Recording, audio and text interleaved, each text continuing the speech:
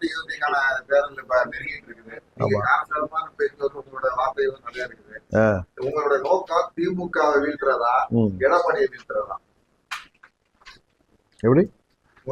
ஏன் நான் இத்தனை நாள் இங்கதான் ஆரம்பிச்சேன். ஆகஸ்ட் 27 இருந்து மலர்வேந்தன் திருமணத்துல இருந்து நீங்க என்ன கேட்டுட்டு இருக்கீங்க. இந்த 3 மாசத்துல நான் சொல்றதை வச்சு என்னுடைய எண்ணம் என்ன என்பது எங்க தொண்டர்களுக்கோ தமிழ்நாட்டு மக்களுக்கு நல்லாவே தெரியும். அதனால அது திரும்ப திரும்ப பேசி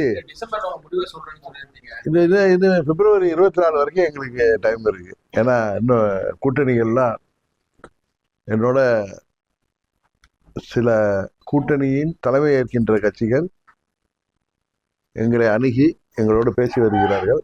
ஒரு முடிவுக்கு வந்த பிறகு அதை சொல்வதுதான் நன்றாக இருக்குன்னு நினைக்கிறேன்.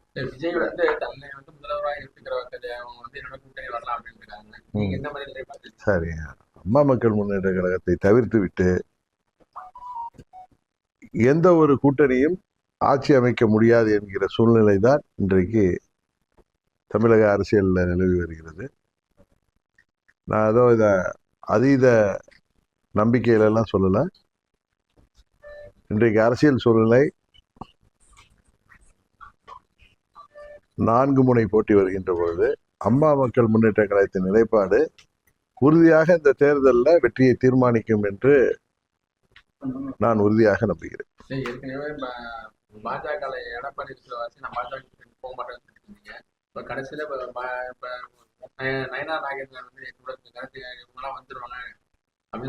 அது அவருடைய நண்பன் நயனார் நாகேந்திரன் அவருடைய விருப்பத்தை சொல்றாரு.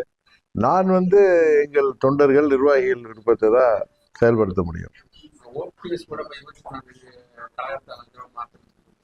சரி, அவரு அறிவிப்பு வரட்டும், அதுக்கப்புறம் பார்க்கலாம். இல்ல என்டிஏ கூட்டணியில எடப்பாடி பழனிசாமி இருந்தாருன்னா நான் பிஜேபியோட கூட்டணி இருக்க மாட்டேன்னு தெளிவா சொல்லிட்டு. ஆனா இப்ப நடந்த செயற்குழு கூட்டத்துல அவர் பெரும்பான்மை அவங்களுக்கு எடப்பாடிக்கு தான் இது பண்ணிருக்காங்க.